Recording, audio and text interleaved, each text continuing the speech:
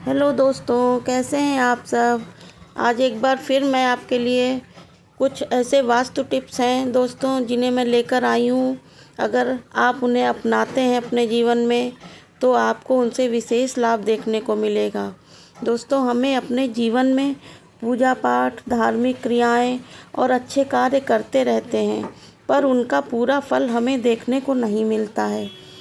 कहने का तात्पर्य है दोस्तों कि अपने जीवन में हम बहुत से धार्मिक कृत्य करते रहते हैं, पर हमें उसका परिणाम है वो अच्छा नहीं मिलता है। हम सोचते हैं कि ऐसा क्यों हो रहा है। तो दोस्तों, यही कारण है कि हम समझ नहीं पाते हैं कि हमसे क्या गलती हुई है जिस कारण ऐसा हो रहा है। तो दोस्तों, जाने अनजाने हम कुछ ऐसी गलतियां कर जाते हैं। इसलिए दोस्तों, कुछ नियम हैं जो उन्हें अगर आप अपने जीवन में अपना कर जाने अनजाने होने वाली गलतियों से हम बच सकते हैं। कुछ वास्तु टिप्स हैं दोस्तों जिन्हें अगर हम अपनाते हैं तो जीवन में बहुत बदलाव नज़र आने लगेंगे। ये आप खुद देखेंगे। जैसे अपने शयन कक्ष में किन किन नियमों का पालन करना चाहिए जिससे हमारा दाम्पत्य जीवन सुखी रहे। तो दोस्तों, सभी चाहते हैं कि उनका दाम्पत्य जीवन या हमारे जीवन में परेशानियों कम से कम हो।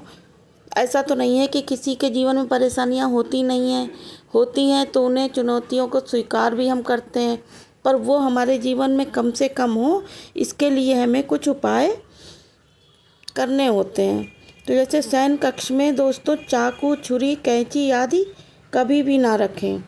अगर रखना ज़रूरी है तो अलमारी या किसी बंद जगह पर रखें, ठीक है। और शयन कक्ष में दोस्तों झाड़ू कभी भी नहीं रखनी चाहिए। झाड़ू अपने जो बेडरूम में जहाँ पर हम सोते हैं वहाँ पर झाड़ू कभी नहीं रखनी चाहिए। अपने किसी देवी देवता या अपने घर के किसी मृत व्यक्ति की फ़ोटो भी हमें अपने सोने वाले बेडरूम में यानी शयन कक्ष में नहीं रखनी चाहिए। शयन कक्ष में दोस्तों हमें कोई पौधा भी नहीं लगाना चाहिए, और कांटे वाला पौधा तो बिल्कुल भी नहीं लगाना चाहिए दोस्तों। हाँ, आर्टिफिशियल प्लांट आते हैं, हम उनको रख सकते हैं।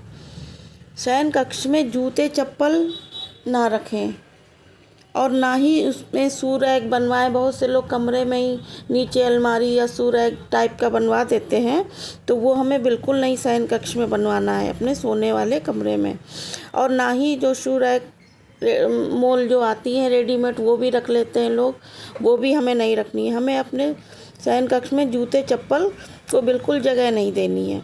और अगर दोस्तों कोई भी खराब इलेक्ट्रॉनिक सामान अगर आपके बेडरूम में या सोने वाले कमरे में है तो आप उसे फ़ौरन बाहर निकाल दें, क्योंकि इससे हमें दुष्परिणाम हमारे सामने आ सकते हैं।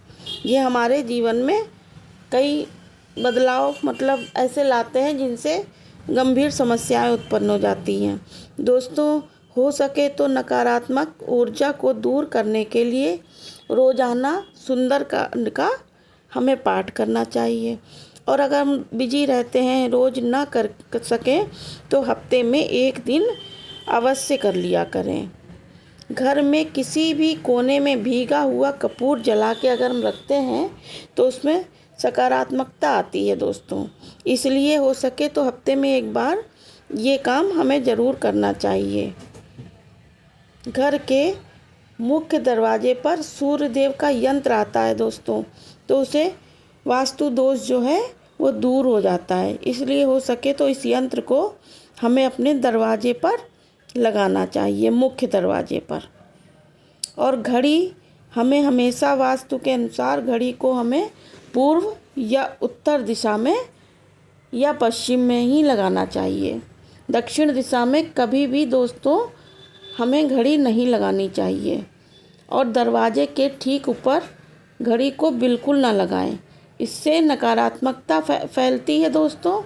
और दवाओं या दरवाजे पर कभी भी दवाएं हैं या बिस्तर के सिरहाने या पूजा घर में या रसोई में बिल्कुल भी नहीं रखनी चाहिए।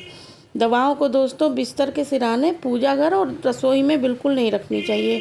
इनका हमें एक बॉक्स बनाना चाहिए और उसी बॉक्स में हमें इनको डालना चाहिए। दोस्तों, झाड़ू हमेशा ऐसे रखनी चाहिए कि वो किसी को नज़र ना आए। अब आप कहेंगे हम कहाँ आपकी नज़र जाती है? सीधे पलंग के नीचे। तो दोस्तों, हमें वहाँ भी झाड़ू नहीं रखनी है। कभी भी झाड़ू पर पैर नहीं पड़ना चाहिए। दोस्तों, आप झाड़ू ऐसी जगह रखें कि आने जाने वाले जो मेहमान आए हमारे घर या तो उस पर उनकी नज़र ना पड़े। तिजोरी हमेशा आप अपने उस कमरे में रखिए जिसमें आने जाने का रास्ता एक हो। इसका मतलब यानी कि उस कमरे में 2 दरवाजे ना हो।